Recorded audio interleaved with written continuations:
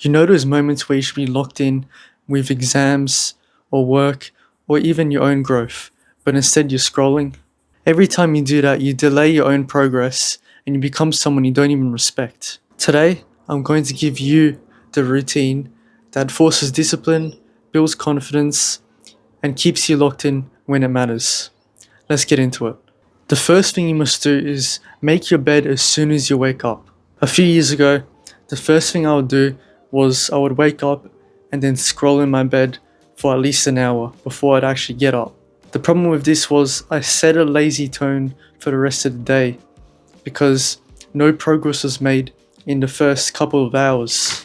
I see a lot of people make the same problem I used to make. The problem I realize now is that when I wake up, get ready, and start to dive into deep work now, I realize that most of my productive work actually comes from the morning. And me wasting my morning before was making my day a lot more ineffective. I couldn't even ease off in the afternoon because I would just rush to complete work. But now it's more separated into different segments so I don't actually burn out as well. So making your bed helps you start your day straight away, because once you're up from the bed, that's when everything else will actually start to happen for you. The second thing you must do is you must start planning your day. This gives your mind visual clarity on what needs to be done throughout the day. If you don't give your mind visual clarity, it starts to drift and it might also get easily distracted onto things that are not valuable for you.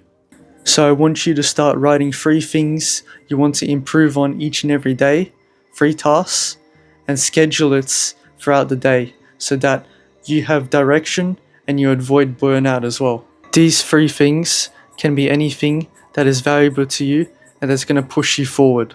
For example, it could be the gym, it could be relationships, it could be your finances, it could also be your career as well. What do you want to do in the future? The first thing you must do is you must reset your focus before doing a task. So how do we reset our focus? We can reset our focus by either meditating or positive self-talk. With meditating, it helps you stay in the present moments because you're focusing on your breathing. And when you're in the present moment, you start to not care about your emotions too much, but you're actually focusing on the direction and the tasks you need to do. It also helps me stay in this focus zone, this void, what I like to call it, so that I don't procrastinate and my work will be more efficient. Positive self-talk can also help with this. Like if I'm feeling a bit down or a bit demotivated, I'll just use positive self-talk and it'll get me hyped up so that I can start to do the things I need to do. Both these examples helps you be in that void so that your intensity is there. When your intensity is there, that's when you start to produce your best work. That is when you're in that focus zone that you need to be in. Because if you're on and off, you might have an idea, but then you might doze off somewhere else and you might actually forget that idea, or you might not think deeper about that idea as well.